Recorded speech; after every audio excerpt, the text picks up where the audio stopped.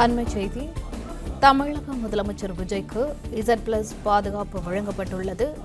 இன்று காலை முதல் முதலமைச்சர் விஜய்க்கு Z+ பாதுகாப்பானது வழங்கப்பட்டுள்ளது. ஏற்கனவே Y பிரிவு பாதுகாப்பு வழங்கப்பட்டிருந்த நிலையில் தற்போது இன்று காலை முதல் முதலமைச்சர் விஜய்க்கு Z+ பாதுகாப்பானது வழங்கப்பட்டுள்ளது. ஒவ்வொரு முதல்வருக்கும் Z+ பாதுகாப்பு வழங்கப்பட்டு வந்த நிலையில் தமிழக முதல்வர் விஜய்க்கும் அதே பாணியில் Z+ பாதுகாப்பானது வழங்கப்பட்டுள்ளது.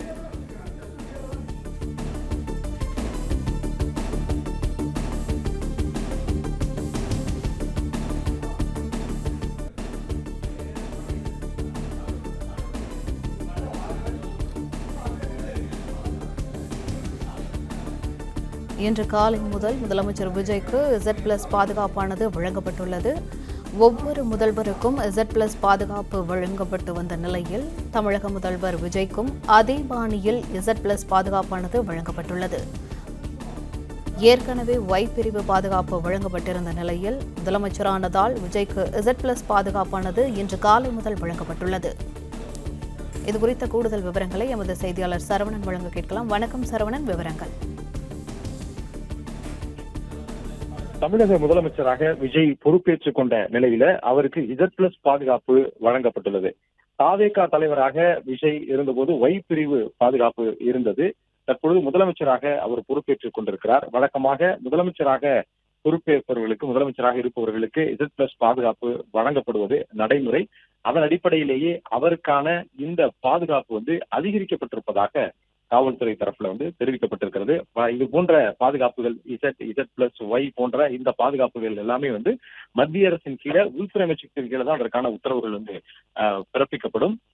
இது போன்ற முக்கிய நபர்களுக்கு Y+Z போன்ற இந்த பாதுகாப்புகள் இருக்கக்கூடிய நிலையில் ஏற்கனவே ஒரு பிரபலமான நபராக திரைத்துறையில் ஒரு பிரபலமான நபராக இருந்தவர். அதற்கு பிறகு இவர் ஒரு கட்சியை தொடங்கி பல்வேறு இடங்களுக்கு தேர்தல் சுற்றுப்பயணங்களுக்காக சென்றார். அப்பொழுது இருக்கக்கூடிய அவர்களுக்கான பாதுகாப்பு குறைபாடு அடிப்படையில் அந்த Y பிரிவு பாதுகாப்பு கொடுக்கப்பட்டிருந்தது.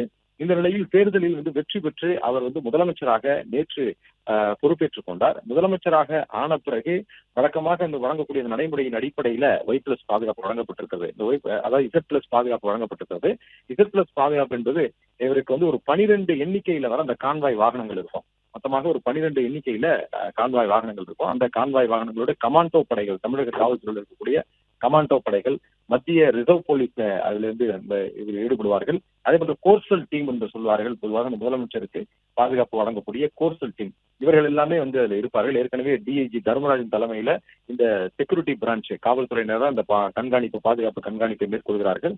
இவர் செல்லக்கூடிய வழியிலும் இந்த பாதுகாப்பு அதிகரிக்கப்படும். அதே போன்று அவர் தங்கி இருக்கக்கூடிய இடம், அவர் ஒரு நிகழ்வுக்கு சென்றாலோ அல்லது அவர் தங்கி இருக்கக்கூடிய வீடோ அலுவலகமோ எங்கு சென்றாலும் இந்த பாதுகாப்பு 24 மணி நேரமும் எப்பொழுதுமே இருக்கும். Z+ பாதுகாப்பு என்பது ஒரு 24 மணி நேரமும் இருக்கும். துப்பாக்கி ஏந்திய கமாண்டோக்கள் அதுல இருப்பார்கள். கோர்சல் படையினர் எப்பொழுதுமே அவர் செல்லக்கூடிய ஒரு நிகழ்வுகளும் கூட முன்னதாகவே இந்த வெடிகுண்டு நிபுணர்கள் அந்த மோப்பநாய்களை கொண்டு வெடிகுண்டுகளை செயலிழக்க செய்வது, மோப்பநாய்களை கொண்டு இவற்றை சோதனை செய்வது போன்ற நடவடிக்கைகள் எல்லாமே ஈடுபடுவார்கள்.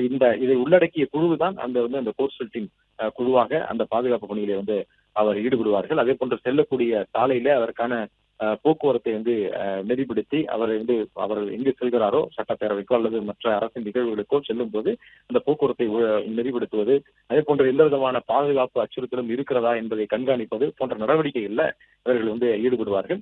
ஏற்கனவே Y பிரிவு பாதுகாப்பு இருந்த பொழுது அது ஒரு முன்னும் பின்னும் 2 வாகனங்கள் தான் இருந்தது. முதலமைச்சராக பொறுப்பேற்ற பின்னர் ஒரு 7 வாகனங்கள் நேற்று கொடுக்கப்பட்டது.